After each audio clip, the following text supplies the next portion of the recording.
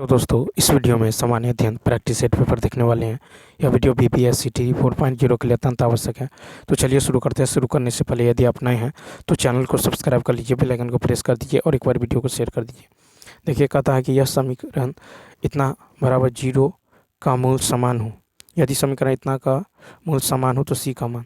तो देखिए यहाँ पे जो है डी बराबर क्या होगा, 0। ठीक है, तो बी स्क्वायर माइनस 4ac बराबर क्या होगा, 0। तो यानी यहाँ पे हो जाएगा आपको A square minus 4 into B into C बराबर 0। यानी ए स्क्वायर बराबर क्या होगा, 4bc। तो यहाँ पे सी बराबर क्या होगा, ए स्क्वायर बी। यानी यहाँ पे राइट आंसर क्या हो जाएगा, ए ऑप्शन। यहाँ पे ए ऑप्शन। नेक्स्ट देखिए, यदि समांतर से डी का सार्वंतर इतना है और तथा एनवा पद ए एन है तो ए 17। ठीक है, तो यहाँ पे क्या निकालना है, ए 17 माइनस ए 13। ठीक है, इसका मान क्या होने वाला है। तो यहाँ पे यदि गौर करें तो ए 17 बराबर होता है ए प्लस 16d और ए 13 बराबर होगा ए प्लस, ठीक है, 12d। अब देखिए ए से ए कैंसिल हो जाएगा, 16 में से 12 घटा लीजिए, कितना होगा, तो 4d। कितना हो जाएगा, तो यहाँ से हो जाएगा आपको 4d हो जाएगा।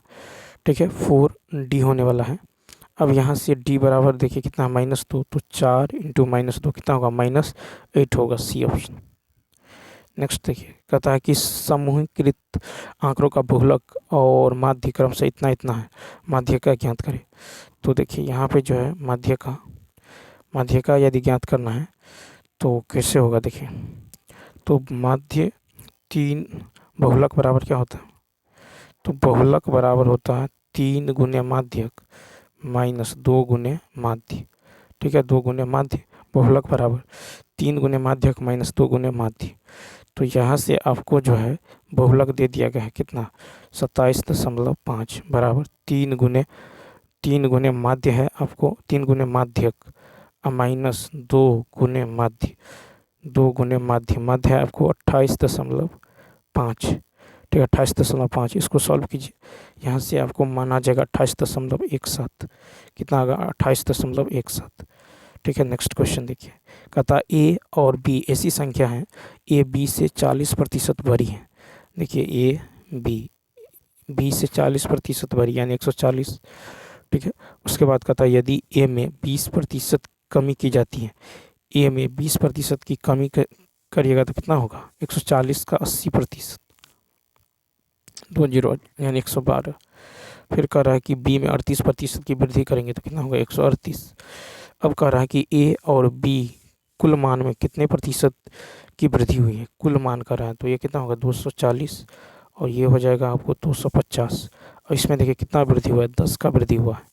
ठीक है, कि 10 का वृद्धि हुआ है, किस पे हुआ है, तो 240 पे। ठीक है, तो अंतर गुने 100 बट्टा कम, ये कट जाएगा, ये हो जाएगा कितना, तो 4 से 1/6%। क्वेश्चन नंबर देखिए 35 नंबर यदि देखिएगा तो इसको लिख सकते हो 1.27 पे रेकरिंग, यानी ये हो जाएगा कितना, तो ये हो जाएगा 127 माइनस नॉन रेकरिंग पार्ट घटा दीजिए। ठीक है, बट्टा 2 को पर रेकरिंग है तो 2 गुना। ठीक है, क्योंकि ये डेसिमल से पहले का है इसलिए यहाँ पे 0 नहीं देंगे, घटा लीजिए 126/99। ठीक है, यानी 14 बट्टा कितना, 11। इसका राइट आंसर होगा बी ऑप्शन। कहता है कि 67 सेंटीमीटर त्रिज्या वाले वृत्त में एक चाप केंद्र पर 60 डिग्री का कोण बनाता है, त्रिज्यखंड का क्षेत्रफल। तो देखिए, तो यहाँ पे जो है क्या होगा, थीटा बट्टा 360 गुने पाई आर स्क्वायर गुने 67, नहीं यहाँ पे 6 है, गुने 6 गुने 6, यहाँ पे 6 सेंटीमीटर है।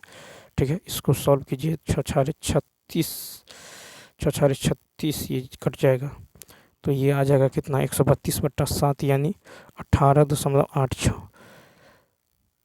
नेक्स्ट 37 का था त्रिभुज ABC के शीर्ष बिंदु इतना इतना है।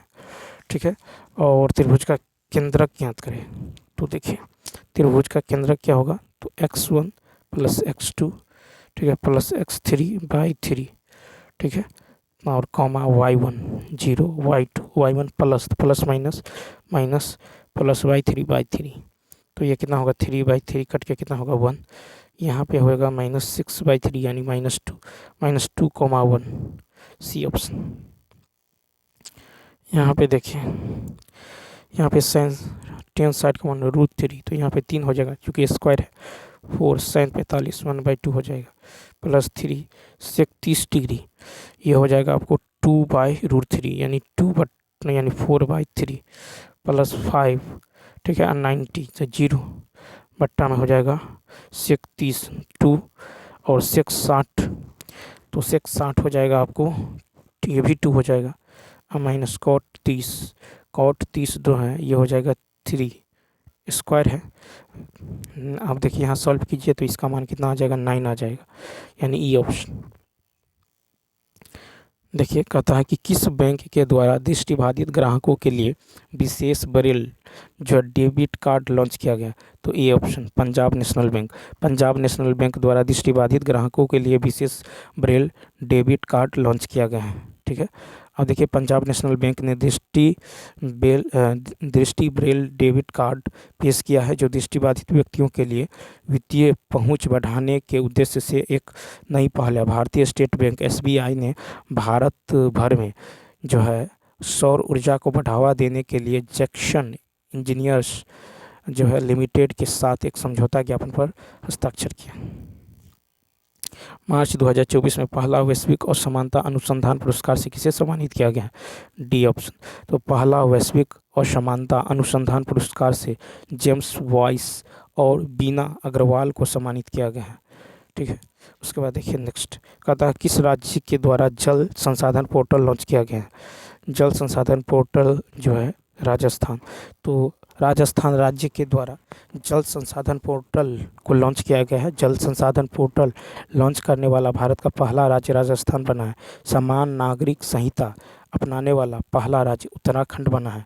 भारत का पहला मत्स्य पालन जो है अटल इनोवेशन, ठीक है, इनोवेशन सेंटर केरल राज्य में बनाया गया है। जल बजट अपनाने वाला भारत का पहला राज्य केरल बना है। नेक्स्ट कहता कि मलयालम भाषा के प्रसिद्ध कवि प्रभा वर्मा को उनकी किस काव्यकृति के लिए प्रतिष्ठित 33वें सरस्वती सम्मान 2023 से सम्मानित किया गया है, 42 का सी, यानी रौद्र सात्विकम। तो देखिए मलयालम भाषा के प्रसिद्ध कवि जो प्रभा वर्मा को उनकी कृति रौद्र सात्विकम के लिए 33वें सरस्वती सम्मान 2023 से सम्मानित किया गया है। पहला सरस्वती सम्मान से 1991 में हरिवंश राय बच्चन को सम्मानित किया गया है। 33वां व्यास सम्मान उत्तर प्रदेश की प्रसिद्ध हिंदी लेखिका पुष्पा भारती को उनकी कृति यादें के लिए दिसंबर 2023 में सम्मानित किया गया। तो रौद्र सात्विकम को, ठीक है, 33वें सरस्वती सम्मान। उसके बाद देखिए कहता है पहला सरस्वती सम्मान 1991 में हरिवंश राय बच्चन को सम्मानित किया गया, ठीक है। और 33वां व्यास सम्मान जो है ये उत्तर प्रदेश मुरादाबाद की जो प्रसिद्ध लेखिका पुष्पा भारती को उनकी कृति यादें के लिए दिसंबर 2023 में सम्मानित किया गया। नेक्स्ट है कि पेरिस 2024 समापन समारोह में भारत के ध्वजवाहक किसे जो बनाया गया था, 43 का होगा डी ऑप्शन। तो देखिए पेरिस 2024 समापन समारोह में भारत के ध्वजवाहक PR सीरीजेस और मनु भाकर को बनाया गया। वर्ष 2024 में ओलंपिक का आयोजन देश फ्रांस के पेरिस में किया गया है। पेरिस ओलंपिक 26 जुलाई से 11 अगस्त 2024 तक आयोजित किया गया। पेरिस ओलंपिक में संयुक्त राज्य अमेरिका 126 पदकों के साथ जो है तालिका में पहला स्थान पर है। PV सिंधु और टेबल टेनिस खिलाड़ी शरद कमल पेरिस ओलंपिक 2024 के उद्घाटन समारोह के जो है ध्वजवाहक हैं। उसके बाद है पेरिस ओलंपिक 2024 में भारतीय खिलाड़ी ने कुल 6 पदक, 1 रजत और 5 कांस्य पदक जीतकर तालिका में 71वें स्थान पर है। अब देखिए मनु भाकर जो है महिलाओं की 10 मीटर एयर पिस्टल में कांस्य पदक। मनु भाकर और Sarabjot Singh 10 metre air pistol मिश्रित टीम शूटिंग में कांस्य पदक।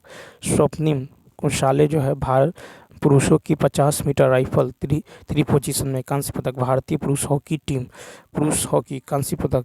नीरज चोपड़ा भाला फेंक रजत पदक। अमन सहरावत पुरुषों की जो है फ्रीस्टाइल 57 किग्रा कुश्ती में कांस्य पदक। नेक्स्ट कहता है कि 28 मई 2023 को वीर सावरकर की जन्मदिवस के उपलक्ष्य में नए संसद भवन का उद्घाटन किया गया, जिसमें लोकसभा का डिजाइन किस पर आधारित है? 44 का ए, मोर। तो देखिए 28 मई 2023 को वीर सावरकर की जन्मदिवस के उपलक्ष्य में नए संसद भवन का उद्घाटन किया गया, जिसमें लोकसभा का डिजाइन मोर पर आधारित है। नए संसद भवन में लोकसभा के लिए 888 सीट, राज्यसभा के लिए 384 सीटें की क्षमता है। राज्यसभा राष्ट्रीय फूल कमल से प्रेरित हैं, जबकि लोकसभा को राष्ट्रीय पक्षी मोर पर जो है आधारित डिजाइन पर बनाया गया है। नए संसद भवन के वास्तुकार विमल पटेल है। पुराना संसद भवन को संविधान सदन नाम रखा गया है। 45 नंबर देखिए, कहता भारतीय अंतरिक्ष अनुसंधान संगठन इसरो अपने 55वें स्थापना दिवस पर कौन सी बड़ी उपलब्धि हासिल किया है? ए ऑप्शन यानी अर्थ ऑब्जर्वेशन सैटेलाइट 08 का प्रक्षेपण। तो भारतीय अंतरिक्ष अनुसंधान संगठन इसरो अपने 55वें जो है स्थापना दिवस पर अर्थ ऑब्जर्वेशन सैटेलाइट 08 का प्रक्षेपण किया है। ठीक है, इसने 16 अगस्त को श्रीहरिकोटा के सतीश धवन अंतरिक्ष केंद्र से लघु जो उपग्रह प्रक्षेपास्त्र यान D3 के SLV D3 के जरिए EOS 08 पृथ्वी अवलोकन उपग्रह प्रक्षेपण किया है। इसरो का गठन 15 अगस्त 1969 को हुआ था। कहता विश्व कबड्डी दिवस कब मनाया जाता है? 46 का बी, 24 मार्च को विश्व कबड्डी दिवस मनाया जाता है। बांग्लादेश का राष्ट्रीय खेल कबड्डी है। फिर है कि 2024 में ग्रह बना प्लास्टिक थीम विषय के साथ 22 अप्रैल को पृथ्वी दिवस मनाया गया था। 31 अक्टूबर को राष्ट्रीय एकता दिवस के रूप में वल्लभ भाई पटेल की जयंती के उपलक्ष्य में मनाया जाता है। पंडित दीनदयाल के जयंती के उपलक्ष्य में समर्पण दिवस 11 फरवरी को मनाया जाता है। मेजर ध्यानचंद की जयंती के उपलक्ष्य में राष्ट्रीय खेल दिवस 29 अगस्त को मनाया जाता है। नेक्स्ट है कि किस घटना या घटनाओं ने ब्रिटिश प्रधानमंत्री क्लेमेंट इटली को सदमा पहुंचाया, जिसने घोषणा की कि ब्रिटिश साम्राज्यवाद की इमारत को एक बड़ा झटका लगा है? सी ऑप्शन आज़ाद हिंद फौज का सैन्य अभियान और शाही भारतीय जो है जल सेना का विद्रोह। देखिए रास बिहारी बोस ने जापान में इंडियन जो है इंडिपेंडेंस लीग की स्थापना का प्रयास किया और 28 से 30 मार्च 1942 को टोक्यो में भारतीयों का एक सम्मेलन आयोजित किया गया। आज़ाद हिंद फौज की प्रथम डिवीज़न की स्थापना जो है कैप्टन मोहन सिंह के नेतृत्व में किया गया। टोक्यो सम्मेलन में कैप्टन मोहन सिंह, रास बिहारी बोस एवं निरंजन सिंह गिल के सहयोग से भारतीय राष्ट्रीय सेना का गठन किया गया। 23 जून 1942 को बैंकॉक में एक भारतीय राष्ट्रीय सम्मेलन रास बिहारी बोस की अध्यक्षता में की गई। 4 जुलाई 1943 को सुभाष चंद्र बोस को इंडियन इंडिपेंडेंस लीग के सुपर जो कमांडर बनाया गया। नेक्स्ट देखिए, उसके बाद 21 अक्टूबर 1943 को सुभाष चंद्र बोस ने सिंगापुर में अस्थायी सरकार की घोषणा की। सुभाष चंद्र बोस सिंगापुर के कैथे हॉल में अस्थायी सरकार की घोषणा की गई। अस्थायी सरकार का राष्ट्रपति, प्रधानमंत्री, सेनाध्यक्ष सुभाष चंद्र बोस स्वयं थे। जापान, जर्मनी, इटली, चीन, कोरिया, फिलीपींस, मांचूरिया, आयरलैंड आदि देशों ने अस्थायी सरकार को मान्यता दी। फिर 18 फरवरी 1946 को शाही नौसेना का जो विद्रोह आरंभ किया। फिर है कि हड़ताल का मुख्य कारण खराब भोजन जो है कम वेतन, नस्ली भेदभाव, प्रतिरोध का भावना आदि था। 22 फरवरी 1946 को बॉम्बे में हड़ताल हुआ, जिसमें लगभग 2 लाख मजदूरों ने नौसेना के विद्रोह का समर्थन किया। यह नौसेना विद्रोह जो तेजी से फैलने लगा। नेक्स्ट है कहा कि सही क्रम में जो भारतीय स्वतंत्रता संग्राम से जुड़ी निम्नलिखित घटनाओं को व्यवस्थित करें। तो 48 का हो जाएगा ए ऑप्शन। तो देखिए पहले हो जाएगा आपको कांग्रेस मंत्रियों का इस्तीफा, फिर हो जाएगा आपको मुस्लिम उद्धार दिवस, ठीक है, उसके बाद हो जाएगा आपको व्यक्तिगत सत्याग्रह और डायरेक्ट एक्शन दिवस। तो भारतीय स्वतंत्रता संग्राम की जो है यदि देखें तो पहले हो जाएगा कांग्रेस मंत्रालयों का इस्तीफा, ठीक है, उसके बाद मुस्लिम उद्धार दिवस, उसके बाद है व्यक्तिगत सत्याग्रह, डायरेक्ट एक्शन। 29-30 अक्टूबर 1939 को कांग्रेस कार्य समिति के आदेश पर 8 प्रांतों में कांग्रेस मंत्रिमंडल ने इस्तीफा दे दिया 1939 में। फिर मुस्लिम लीग ने 22 दिसंबर 1939 को जो है मुक्ति दिवस तथा डॉक्टर BR अम्बेडकर जो धन्यवाद दिवस के रूप में मनाया। व्यक्तिगत सत्याग्रह 17 अक्टूबर 1940 को प्रारंभ हुआ। व्यक्तिगत सत्याग्रह पवनार आश्रम महाराष्ट्र से प्रारंभ हुआ। 17 अक्टूबर 1940 को विनोबा भावे पहले सत्याग्रही बने। फिर दूसरी सत्याग्रही जवाहरलाल नेहरू। 16 अगस्त 1946 को मुस्लिम लीग ने पाकिस्तान देश की मांग के लिए प्रत्यक्ष कार्रवाई दिवस प्रारंभ किया। कैबिनेट मिशन के द्वारा पाकिस्तान देश की मांग को अस्वीकार कर दिया था। कांग्रेस मंत्रिमंडल का कार्यकाल 1937 से 1939।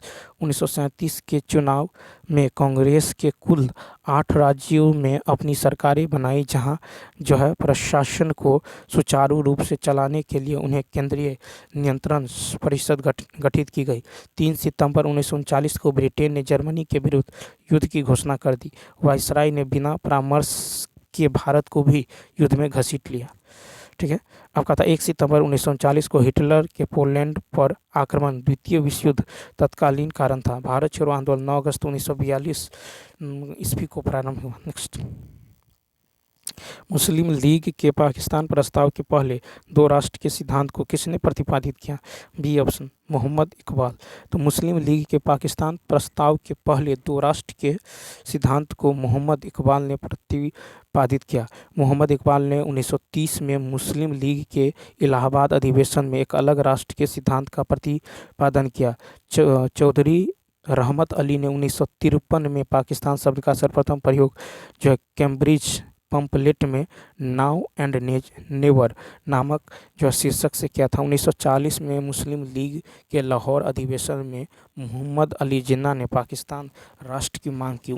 फिर है कि 1940 में लाहौर अधिवेशन यानी मुस्लिम लीग का द्विराष्ट्र सिद्धांत को मान्यता दी। 23 मार्च 1943 को मुस्लिम लीग द्वारा पाकिस्तान दिवस जो है मनाया गया।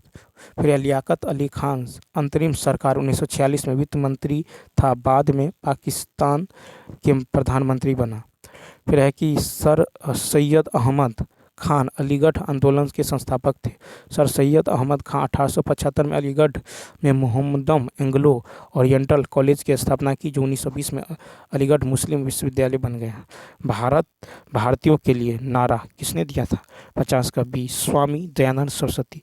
तो भारत भारतीयों के लिए की नारा स्वामी दयानंद सरस्वती ने दी थी। एनी बेसेंट ने कहा था कि दयानंद सरस्वती प्रथम भारतीय व्यक्ति थे जिन्होंने कहा कि भारत भारतीयों के लिए है।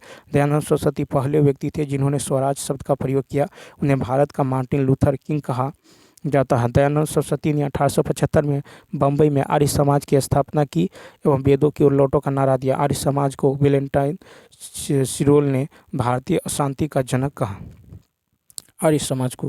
फिर है कि दयानंद ने 1867 में हरिद्वार कुंभ में पाखंड खंडिनी पताका फहराकर हिंदू धर्म में जो है व्याप्त अंधविश्वासों तथा बुराइयों के विरुद्ध आवाज़ उठाई। दयानंद सरस्वती ने सत्यार्थ प्रकाश एवं वेद भाष्य की रचना की। दयानंद सरस्वती पहले व्यक्ति थे जिन्होंने हिंदी भाषा को राष्ट्रभाषा कहा था। फिर आर्य समाज देश की पहली संस्था थी जिन्होंने अनाथालय विधवा आश्रम जो है खोले थे।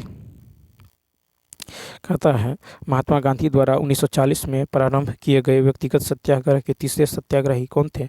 51 का ये ब्रह्मदत्त। तो महात्मा गांधी द्वारा 1940 में प्रारंभ किए गए व्यक्तिगत सत्याग्रह के तृतीय सत्याग्रही ब्रह्मदत्त थे। व्यक्तिगत सत्याग्रह के प्रथम एवं द्वितीय सत्याग्रही क्रमशः विनोबा भावे एवं जवाहरलाल नेहरू थे। व्यक्तिगत सत्याग्रह के चौथे सत्याग्रही सरोजिनी नायडू तथा 5वें सत्याग्रही मजहरुल हक थे। अगस्त प्रस्ताव को अस्वीकार करते हुए अक्टूबर 1940 में गांधी जी ने पवनार महाराष्ट्र में कुछ चुने हुए व्यक्तियों को साथ लेकर सीमित पैमाने पर सत्याग्रह चलाने का निर्णय लिया। व्यक्तिगत सत्याग्रह का मुख्य उद्देश्य ब्रिटिश भारत सरकार की नीति के प्रति नैतिक विरोध। फिर विनोबा भावे ने भूदान आंदोलन चलाया था। 1975 के राष्ट्रीय आपातकाल को विनोबा भावे ने अनुशासन पर्व कहकर संबोधित किया था। कथा ऑल इंडिया हरिजन संघ की स्थापना 1932 में किसके द्वारा की गई? B option Mahatma Gandhi. All India हरिजन संघ की स्थापना 1932 में महात्मा गांधी द्वारा की गई। पूना पैक्ट 1932 के बाद महात्मा गांधी के रुचि विनय सविनय अवज्ञा आंदोलन में नहीं रही। अब वह पूरी तरह अस्पृश्यता विरोधी में रुचि लेने लगी। फिर है कि इस प्रकार अखिल भारतीय अस्पृश्यता निवारण लीग की स्थापना हुई, जिसका नाम परिवर्तित कर हरिजन सेवक संघ कर दिया। घनश्याम दास बिरला इसके प्रथम अध्यक्ष थे। फिर दलित वर्गों को हरिजन नाम गांधी जी ने दिया था। सितंबर 1932 में गांधी जी ने हरिजन कल्याण हेतु अखिल भारतीय अस्पृश्यता निवारण लीग की स्थापना तथा हरिजन नामक साप्ताहिक पत्र का प्रकाशन किया। 7 नवंबर 1933 को गांधी जी ने वर्धा से हरिजन यात्रा प्रारंभ की। लगभग 9 महीने तक उन्होंने देश का दौरा करते हुए लगभग 20,000 किलोमीटर की यात्रा की। उसके बाद देखिए डॉक्टर BR अम्बेडकर द्वारा the all India depressed class federation की स्थापना की। 1940 में पटना जो महाविद्यालय की स्थापना किस समाज द्वारा की गई थी? C option. तो Sisters of the Apostolic Carmel. तो 1940 में पटना महिला विश्वविद्यालय की स्थापना Sisters of the Apostolic Carmel द्वारा की गई थी। यह बिहार में महिलाओं के शैक्षिक आवश्यकताओं को पूरा करने के लिए खोला गया उच्च शिक्षा का पहला यह संस्थान था। फिर संस्थापक बिशप सुलीवन ने इसका नाम पटना वीमेंस कॉलेज रखा। 1952 ईस्वी में इस कॉलेज को पटना विश्वविद्यालय का एक संगठक जो है कॉलेज बना दिया गया। पटना विश्वविद्यालय की स्थापना 1917 में किया गया। पटना कॉलेज की स्थापना 1863 में किया गया। संत जेवियर महाविद्यालय भारतीय राज्य झारखंड को राजधानी रांची में स्थित एक महाविद्यालय है। इसकी स्थापना 1944 में पटना के कैथोलिक ईसाई सामूहिक सोसाइटी ऑफ जीसस द्वारा की गई। नेक्स्ट क्वेश्चन देखिए, कहता है कि भारतीय राष्ट्रीय कांग्रेस के किस अधिवेशन में पहली बार मौलिक अधिकारों से संबंधित प्रस्ताव पारित किए गए थे? ए ऑप्शन कराची अधिवेशन 1931। भारतीय राष्ट्रीय कांग्रेस कराची अधिवेशन 1931 में पहली बार मौलिक अधिकारों से संबंधित प्रस्ताव पारित किए गए थे। कराची कांग्रेस अधिवेशन मार्च 1931 में सरदार पटेल की अध्यक्षता में हुआ था। कराची कांग्रेस अधिवेशन में मौलिक अधिकार और आर्थिक अधिकार संबंधित प्रस्ताव पारित किया गया। इस अधिवेशन में गांधी जी ने कहा कि गांधी मर सकता है लेकिन गांधीवाद नहीं। फिर सूरत कांग्रेस अधिवेशन रास बिहारी बोस की अध्यक्षता में हुआ। इस अधिवेशन में गर्म दल को नरम दल द्वारा कांग्रेस से बाहर किया। फिर है कि गया कांग्रेस अधिवेशन की अध्यक्षता CR दास ने किया। गया कांग्रेस अधिवेशन में उरांव जनजाति ने भाग लिया था। नेक्स्ट कहता भारत में किस राज्य में सबसे अधिक सूती वस्त्र की मिलें हैं? B option Maharashtra. तो भारत के महाराष्ट्र राज्य में सर्वाधिक सूती वस्त्र की मिलें हैं तथा वस्त्र उत्पादन में भी यह अग्रणी राज्य है। भारत में सूती वस्त्र की राजधानी मुंबई को कहा जाता है। भारत का बोस्टन अहमदाबाद को कहा जाता है। उत्तर भारत का मैनचेस्टर कोयम्बटूर को कहा जाता है। सूती वस्त्र उद्योग भारत का सबसे प्राचीन एवं बड़ा उद्योग है। आधुनिक ढंग की सूती वस्त्र की पहली मिल की स्थापना 1818 में कलकत्ता के समीप फोर्ट ग्लास्टर में की गई थी, किंतु यह असफल रही। फिर सबसे पहला सफल आधुनिक कारखाना 1854 में मुंबई में कवास डी डाबर द्वारा खोला गया, जिसमें 1856 में उत्पादन प्रारंभ हुआ। नेक्स्ट है कि कौन सी नदी फतुहा के पास गंगा में मिलती है? तो बी ऑप्शन पुनपुन। तो पुनपुन नदी फतुहा के पास गंगा में मिलती है। पुनपुन नदी पलामू झारखंड की चौराहा पहाड़ी से निकलती है। पुनपुन नदी पटना जिले के फतुहा के समीप गंगा नदी में मिल जाता है। पुनपुन नदी की कुल लंबाई लगभग 200 किलोमीटर है। फिर है कि मोरहर वो राम रेखा पुनपुन की जो सहायक नदियाँ हैं। सोन नदी अमरकंटक की पहाड़ी से निकलती है। सोन नदी पटना के पास गंगा नदी में मिल जाती है।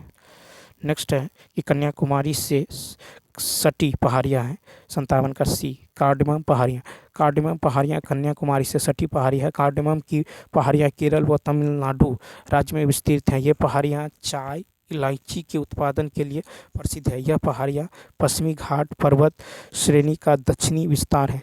नीलगिरी के दक्षिण में स्थित अनामलाई पहाड़ी की सर्वोच्च चोटी जो अनाईमुडी यानी 2695 मीटर है। अनाईमुडी दक्षिण भारत की सर्वोच्च चोटी है। नेक्स्ट गंगा के मैदान को एक खाली स्थान के रूप में वर्णित किया गया है। 58 का सी यानी जियोसिंक्लाइन।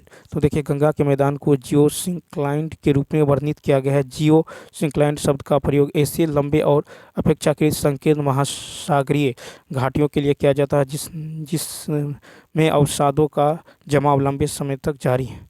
इन अवसादों के ऊपर जो उठने से वलित ठीक है वलित हुई पर्वत श्रृंखलाओं का निर्माण हुआ है। अब देखिए गंगा के मैदान को जो है जियोसिक्लाइन के रूप में जो है सर्वोत्तम रूप से वर्णित किया गया। अपरदन से बने मैदानों को कई भागों में बांटा गया है। नेक्स्ट क्वेश्चन कहता कौन सी एक मीठे पानी की झील है? C option Wular. तो वुल्लर झील एक मीठे पानी की झील है। वुल्लर झील जो जम्मू और कश्मीर के जो बांदीपोरा ज़िले में स्थित एक झील है। यह भारत की सबसे बड़ी ताज़े पानी का झील है। झील जो है जल का स्थिर भाग होता है जो चारों तरफ से स्थल खंडों से घिरा होता है। उत्तर पूर्वी भारत की सबसे बड़ी मीठे पानी की झील लोकटक झील है।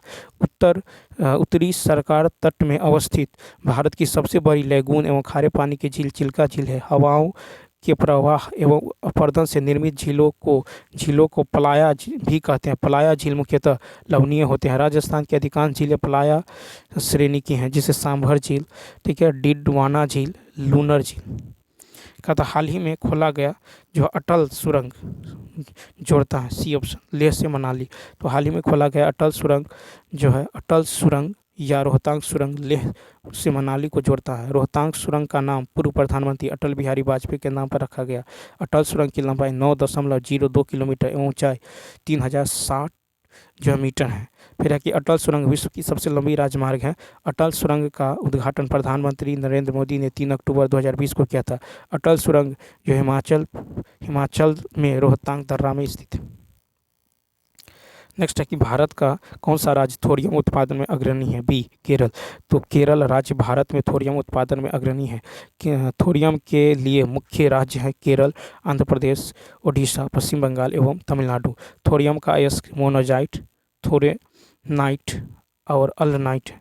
थोरियम आवर्त सारणी के जो एक्टिनाइड श्रेणी का तत्व है। थोरियम क्लोराइड के सोडियम के साथ निर्वात में गर्म करने पर थोरियम धातु मिलता है। विश्व में मोनोजाइट का सबसे बड़ा भंडार केरल में अवस्थित है। मोनोजाइट को सांद्र सल्फ्यूरिक अम्ल में मिलाकर उसको आंशिक क्षारीय विलयन में मिलाने से थोरियम फास्फेट का अवक्षेपण प्राप्त होता है। नेक्स्ट कहता भारत की क्षेत्रीय सीमा तट से कितनी समुद्री मील जो है खाली स्थान प्रति किलोमीटर तक समुद्र की ओर फैली हुई है? तो बी ऑप्शन यानी 12 समुद्री मील। तो देखिए भारत की क्षेत्रीय सीमा तट से 12 समुद्री मील जो है 12 समुद्री मील लगभग 21.9 किलोमीटर तक समुद्र की ओर फैली हुई है। इसके और देखिए भारत ने वर्ष 1995 में संयुक्त राष्ट्र समुद्री कानून संधि को अपनाया। ठीक है, उसके बाद देखिए नेक्स्ट क्वेश्चन कहता यदि रेलगाड़ी की स्टीयरिंग व्हील का व्यास घटा दिया जाए तो घुमाने में ड्राइवर को ए ऑप्शन अधिक बल लगाना पड़ेगा। यदि मोटरगाड़ी के स्टीयरिंग व्हील का व्यास घटा दिया जाए तो उसे घुमाने में ड्राइवर को अधिक समय लगेगा। मोटरगाड़ी का स्टीयरिंग जो है बल युग्म के सिद्धांत पर कार्य करता है। बल युग्म में बल की क्रिया रेखा की लंबाई जितनी कम होती है बल का परिणाम उतना ही अधिक आरोपित होता है। ठीक इसके विपरीत। नेक्स्ट क्वेश्चन देखिए। नेक्स्ट है कि संक्रमण धातुएं किस कारण प्राय अनुचुंबकीय होती हैं? C option. तो कक्षकों में एक या अधिक अयुग्मित इलेक्ट्रॉनों की उपस्थिति। तो संक्रमण धातुएं प्राय अनुचुंबकीय होती हैं क्योंकि उनके कक्षकों में एक या अधिक अयुग्मित इलेक्ट्रॉन उपस्थित होते हैं। डी ब्लॉक के तत्वों को संक्रमण धातु कहते हैं। ये तत्व वर्ग 3 से 12 तक पाए जाते हैं। ये सभी तत्व एक से अधिक जो है संयोजकता प्रदर्शित करते हैं। नेक्स्ट कौन सी क्षतिग्रस्त कोशिका की मरम्मत नहीं की जा सकती है? 65 का बी मस्तिष्क कोशिकाएं। मस्तिष्क कोशिकाएं की क्षतिग्रस्त कोशिकाओं की मरम्मत नहीं की जा सकती हैं। मस्तिष्क में 2 तरह की कोशिकाएं पाई जाती हैं, न्यूरॉन और यूरोगलिया। फिर न्यूरॉन साधारणतः तंत्रिका कोशिकाएं होती हैं जो आवेग की उत्पत्ति और संवहन में सहायक होती हैं। नेक्स्ट क्वेश्चन देखिए। कहता धारावाही वृत्ताकार पास के चारों और चुंबकीय क्षेत्र रेखाएं होती हैं संकेंद्रित वृत्त। धारावाही चालक पास के चारों ओर चुंबकीय क्षेत्र रेखाएं संकेंद्रित वृत्त होती हैं। ठीक है, अब देखिए नेक्स्ट क्वेश्चन देखिए। कथा कोशिका के केंद्रक के अतिरिक्त किन दो कोशिकांगों को अपने डीएनए और राइबोसोम होते हैं? 67 का ए लवक और माइटोकॉन्ड्रिया। तो कोशिका के केंद्रक के अतिरिक्त लवक और माइटोकॉन्ड्रिया को दो कोशिकांग के अपने डीएनए और राइबोसोम होते हैं। यूकैरियोटिक कोशिकाओं के कोशिका द्रव में अनेक सूक्ष्म गोलाकार छड़ या कण के आकार की संरचनाएं पाई जाती हैं जिन्हें माइटोकॉन्ड्रिया कहते हैं। माइटोकॉन्ड्रिया बैक्टीरिया तथा नीले हरे शैवाल की कोशिकाओं को छोड़कर पौधे तथा जंतुओं की समस्त जीवित कोशिकाओं में पाए जाते हैं। कोशिका में सबसे बड़ा कोशिकांग गोल्जिका है। माइटोकॉन्ड्रिया को कोशिका का पावर हाउस कहते हैं। राइबोसोम की खोज पेलेड ने किया था। राइबोसोम आरएनए एवं प्रोटीन के बने होते हैं। लाइसोसोम को आत्महत्या की थैली कहते हैं। कौन सी अभिक्रिया द्विविस्थापन अभिक्रिया का एक उदाहरण है? B option Na2SO4 plus BaCl2, ये बनेगा BaSO4 प्लस 2 NaCl। ठीक है, तो द्विविस्थापन तो जिस अभिक्रिया में एक नए उत्पाद के निर्माण के लिए दो अभिकारकों परमाणु या परमाणुओं के बीच आयनों का आदान प्रदान होता है, जैसे AgNO3 plus NaCl, AgNaCl plus NaNO3, BaCl2 plus CuSO4, ये बनाएगा BaSO4 प्लस CuCl2। ये सब नेक्स्ट कहता ग्लोबल वार्मिंग का कारण। ए ऑप्शन वायु में CO2 के प्रतिशत में वृद्धि। तो वायु में कार्बन डाइऑक्साइड के प्रतिशत में वृद्धि ग्लोबल वार्मिंग का कारण है। ग्लोबल वार्मिंग का कारण जो अधिक वनों की कटाई, क्लोरोफ्लोरोकार्बन, जंगल में आग लगना, कारखानों की बढ़ती जनसंख्या, ग्रीन हाउस प्रभाव ग्लोबल वार्मिंग का प्राकृतिक कारण है। ज्वालामुखी घटना और जलवाष्प। नेक्स्ट फिर कहता कि भोजन और अन्य पदार्थों का परिवहन ऊपर और नीचे दोनों दिशाओं में आसन्न सहचर कोशिकाओं की सहायता से चालनी नलिकाओं में होता है। यह प्रक्रिया क्या कहलाती है? स्थानांतरण। तो भोजन और अन्य पदार्थों का परिवहन ऊपर और नीचे दोनों दिशाओं में आसन्न सहचर कोशिकाओं की सहायता से चालनी नलिकाओं में होता है। यह प्रक्रिया स्थानांतरण कहलाती है। जाइलम में खनिज पदार्थों का परिवहन नलिकाओं एवं वाहिकाओं के माध्यम से होता है। फ्लोएम में भोजन का परिवहन चालनी नलिकाओं एवं सहायक कोशिकाओं के माध्यम से होता है। फिर है कि जाइलम में एक दिशीय परिवहन होता है। पौधे के वायवीय जीवित भाग से पुष्प के रूप में होने वाले जल की हानि वाष्पोत्सर्जन कहलाती है। वाष्पोत्सर्जन का जो मुख्य अंग पौधे की पत्तियां होती हैं।